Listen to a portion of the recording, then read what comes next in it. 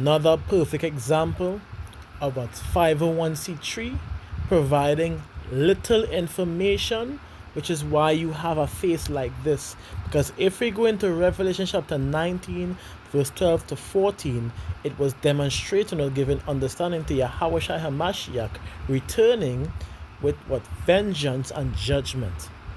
But you see, part of it was his eyes was a flame of fire, which also indicates the description that was mentioned in Revelation chapter 1 and verse 14 and verse 15.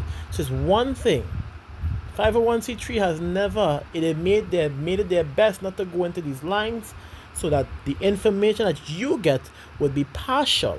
And two, he is being disingenuous, because if he opened his eyes after seeing eyes of flame of fire, he would directly, if he was reading, go into Revelation, which, let me get it, chapter 1 and verse 14 and 15. So you see how important it is to not be taking bribes or be under an organization like a 501c3, because then you wouldn't have to worry about not having sustainable information to keep you up in this truth like this. Before we start, we say Shalom Yasharala, Kal Halal Yam Yahweh, Bahasham Yahawashi, Bahasham Rakakwadash. We get double honors to the apostles and prophets and elders of GMS Camp, but on us great millstone for the bring forth the 100% truth that I've been currently edified under. Shalom to the elect, the tabernacle of David, and I am a brother Zariak coming to you with this lesson. So you're seeing, plain as day. Let's read from verses 13. We could even read from verses 12. Let's read it. Because before I go into it, you have to remember that the book of Revelation, what? Revelation of Yahawashi HaMashiach. What the Revelation means? The revealing of Yahawashi HaMashiach, which we get the first three precepts which is mentioned. The revelation of Yahawashi HaMashiach, which power gave unto him to show unto his servants things which must shortly come to pass. And he sent and signified it by his angel unto his servant John. Let's continue. It says, who bear record of the word of power and of the testimony of Yahawashi HaMashiach and of all things that he saw. It continues to say, listen to this precept, blessed is he that readeth and hear the words of this prophecy and keep those things which are written therein, for time is at hand. This is crucial to make you more be an identification to what the Messiah is looking like, because the description is given also in Revelation chapter 1 and verse 13 and 15. So to come and say it doesn't matter, to come and say you don't know, come and give a very lackluster precept to give a description of the Messiah, it's going off. You are being disingenuous. And if you didn't know the precept, here is the precept. So now you know. Notice what it says. He read it and hear the words of this prophecy. Let's go. Verse 13. Verse 12 to 15. It says, and I turned and see the voice of that spake with me, and being turned, I saw 7 golden candlesticks, and in the midst of the 7 candlesticks, one like unto the Son of Man. Who is the Son of Man? Like unto, which is Yahawashi HaMashiach, clothed with a garment down to the foot, and a girt about the paps with a golden girdle. Now listen to this precept. This is a very close description to what Yahweh the Father would look like, the Ancient of Days. And it says, his head and his hairs were white like wool, as white as snow, and his eyes were as a flame of fire. Alright? So let's tap into the head and hairs being white and like wool, which is the color and the texture, more so leaning onto the texture, because when you call onto something in a sense of being wool, you more lean to the coarse curl like texture of it. So it goes into both sense, because when you go into Daniel, let's get that precept identifying who Yahweh the Father would look like. Let's read Daniel 7 and 9, and it says, The Ancient of Days reign. I beheld till the thrones were cast down, and the Ancient of Days did sit, whose garment was white as snow, and the hair of his head like the pure wool. Now we can already identify what that word wool would be going into, which is nappy, shaggy, or curled, as a Negro.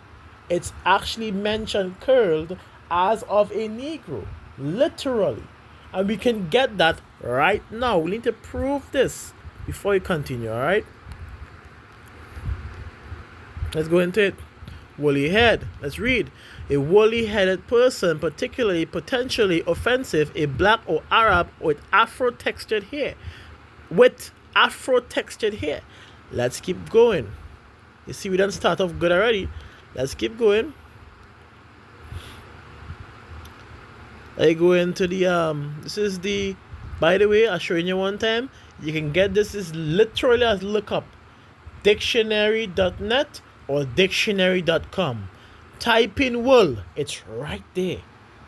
The soft curled hair of sheep and other animals, closely curled hair of Negroes. Let's keep going. Again, one more time. Let's keep going. The soft, fine curl hair which covers sheep and goats, etc.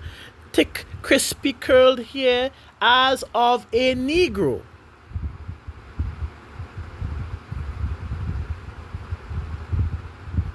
Do I need to continue? So with that understanding, the word nappy, woolly, would more so be going into the Negro textured hair, which, by the way, we have a video right here.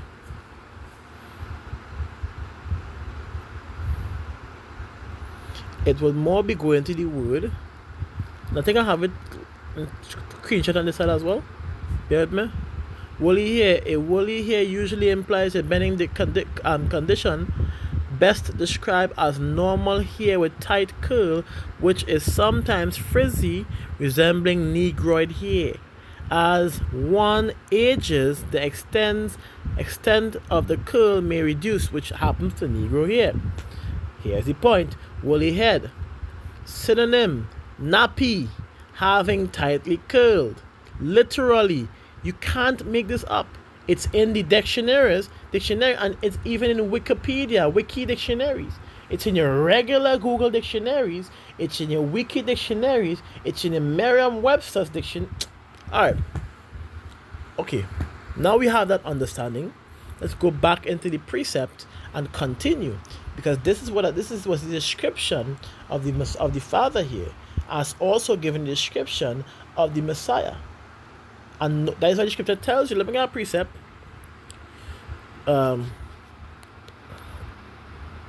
Hebrews, I believe. Hebrews 1. You all know what I'm going to.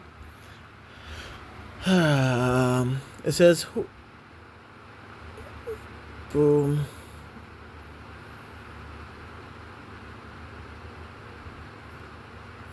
I'm looking for the. Alright, look right here. Let me read from the top. Power who at sundry times and divers manner spake in time past unto the fathers by the prophets, had in these last days spoken unto us by his Son, whom he had appointed heir of all things, by whom also he made the worlds, who being the brightness of his glory and the express image of his person, upholding all things by the word of his power. He is the express image, and when you give the description of the Messiah, he was the exact express image being brought forth in the eyes of John as the Father. Like it. Now you understand. Let's go back into it now. All right. Let me read out this. I think it says alright, like the pure wool, and his throne was like the fiery flame, and his wheels as burning fire. So now let's go back into Revelation Just to make that point clear, because we know that many of them do know and still refuse to bring this out because, again, they would be getting fined for that. They have to follow protocol, or there would be consequences for that action. And many of these people lean on that part to where it makes their life easier, so that they now are so comfortable in not bringing out the truth that, hey, it is a norm to them. And when something becomes a norm to you, it becomes believable to you. And if it's believable to you and somebody else is beginning to do the exact same thing that you was not doing, you are going to go against it because you now believe that that new norm is the origin, is the way to go. This is why you have to stay away from these churches with the 501c3. So I'll go into Revelation chapter 6, chapter 19 after and show you what he brought out versus what I brought out, which is the difference between what? Wisdom and knowledge and understanding. Who it was given to and who it was not given to. Let's read. Verse 15, and his feet like unto fine brass, as if they burnt in a furnace, and his voice as the sound of many waters. So his feet like unto fine brass. What? Again, in any... There's literally, what can you put in fire that doesn't turn dark brown or black? Aside from chemicals, chemicals is turn all color, green, blue, all kind of colors. We know it. But we're talking about metals. Alright? What color do they turn after being burned? Because it says, his feet like unto fine brass, as if they burnt, past tense, in a furnace. So I'm going to give you a simple image which will make you in more understanding when I'm going to carry back to this picture after, so you can know. Because for those who don't know, it's easy to identify the color of the Messiah or what he would look like by the people that he came from. The Lion of the tribe of Judah, the root of David. These are the people on this side before the iconoclast, which he would have been looking like, because we even have the information with the hieroglyphs right here. There's a whole video. We don't want to play because it'll be too long. Right there. See that? Egyptian, I guess, in harassing a slave, they are both dark skin. See that? But let's go right into this information here, because right here, Revelation chapter 1 verse 15, and his feet like unto fine brass, as if they burnt in a furnace. Now move this. And you're seeing the burnt brass right here. So it goes to look more like the Negro's color right below, not the so-called white man, the Edomites today. What the bulk of the Edomites would look like, to be exact. And so this would be a more appropriate image according to Revelations, which we're supposed to read, which we're supposed to understand and abide by. Didn't it not say that in Revelations? Let me read it again in Revelations. Or am I tripping? Alright, I read back in verses 3. Blessed is he that readeth and hear the words of this prophecy, and keep those things. Keep them. What it means to keep them? It means to what? Learn them. Understand them. Remember them. Keep them. Keep those things which are written there in NLT. Power blesses one who reads the words of this prophecy to the church, and he blesses all who listens to its message and obey what it says. Oh my God. And obey what it says, for the time is near. So this precept is not no precept, because many times I decide to bring out this to people, even on work, simple understand, because they want to know. Like example, I give proper that information, more precepts than this, breaking it in, for the person to just say, Well, I accustomed to Jesus being white, so I leave it like that now. It doesn't matter. I hope you hear what I say. But then we have this here telling you it's supposed to what? Let me read it again. Power NLT.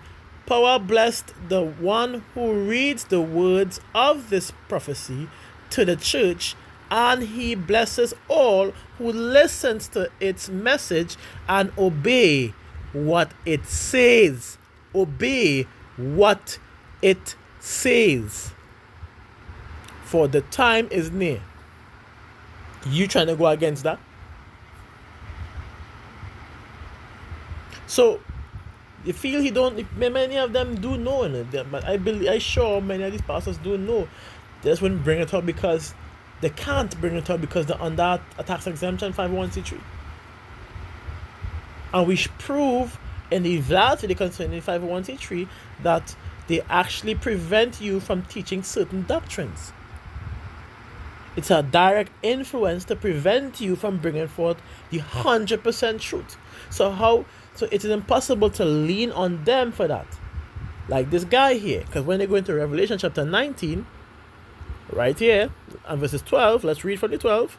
Firstly, the comment of Yahawashi, let's read from the 12, from verse 11 coming down.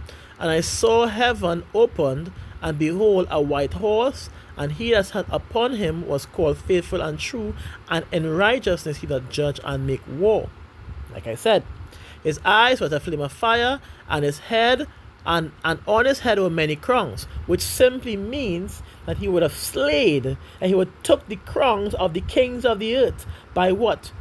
Judge and make war, by destruction, by destroying them.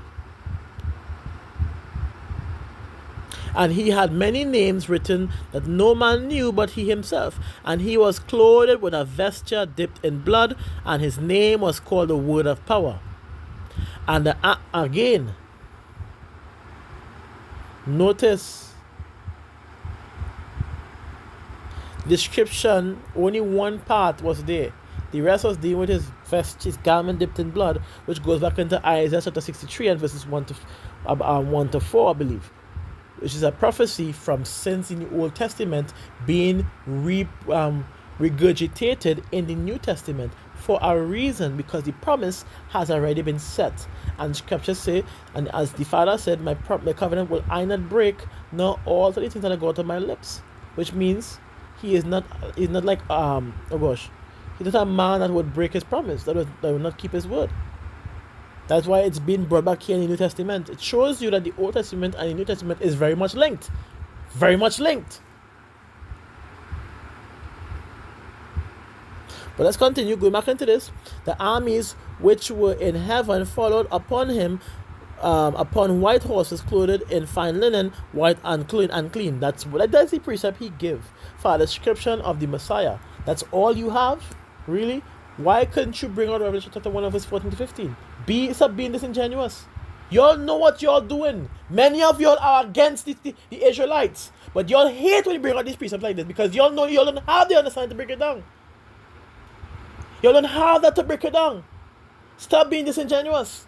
Many of y'all like to yell and think and claim and this and that. But at the end of the day, y'all under a lying church that can't even give you the description of the Messiah, that have you still believing in a white fucking Jesus? Really?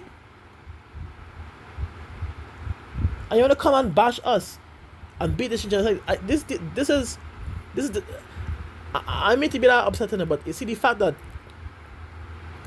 you're going around understanding certain things, reading certain things, and many people will try to come against you for absolutely no reason. All for you bringing on this truth. I had a person literally said they don't like the image that I have on my WhatsApp, and the image I have on my WhatsApp is this. That looks scary. They don't like it. If you ain't take it down, hand to do with me. Goodbye. You think I need you? I don't need you. I need Yahawashi, not you.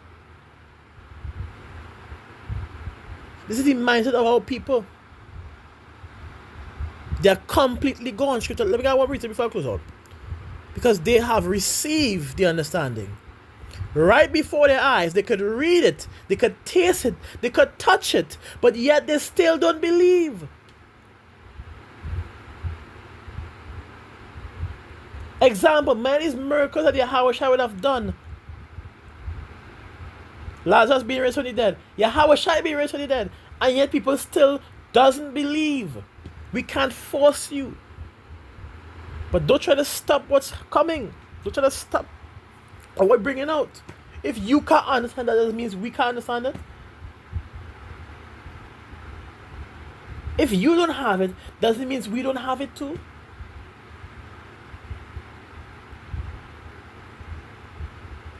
Okay, let's before you close up. Romans 11:7. It says, "What then? Israel had not obtained that which he seeketh for, but the election had obtained it, and the rest were blinded." As a very good example of people being blinded, to be exact. Being bring forth for this truth right before your eyes, starting with the image of the Messiah, the Messiah, Yahawashi, Hamashiach, but yet you rather the regular white image and done. That is beyond blind. But NLT would make it even more clear. It says, "So this is a situation most of the people of Israel have not found favor of power they are looking for so earnestly. If you have the ones power has chosen, but the hearts of the rest were hardened." Your heart is hardened, stiff. Your mind is fully stiffed. It's fully gone. Because of these false teachings of Christianity and other bullshit. You have been taught lies by a church, by churches and organizations and religions under 501c3, and you'll have willingly believed them, even though they are under that bribe. And because they brought you up into this, you yourself are ignorant, because you don't even care to read with having the scriptures to know what's going on really. If you had read something with the book of Genesis and Exodus, you'd have seen the bribes, you'd have seen gifts to take no gifts because it perverted the gospel, and then you would have realized, hey, I can't be in these churches anymore because they're under 501c3 too, which is a bribe or a gift. So again, the hardened, verses 8, "According as it is written, power had given them a spirit of slumber, eyes that they should not see, and ears that they should not hear until this day," which is exactly what went on and has been going on.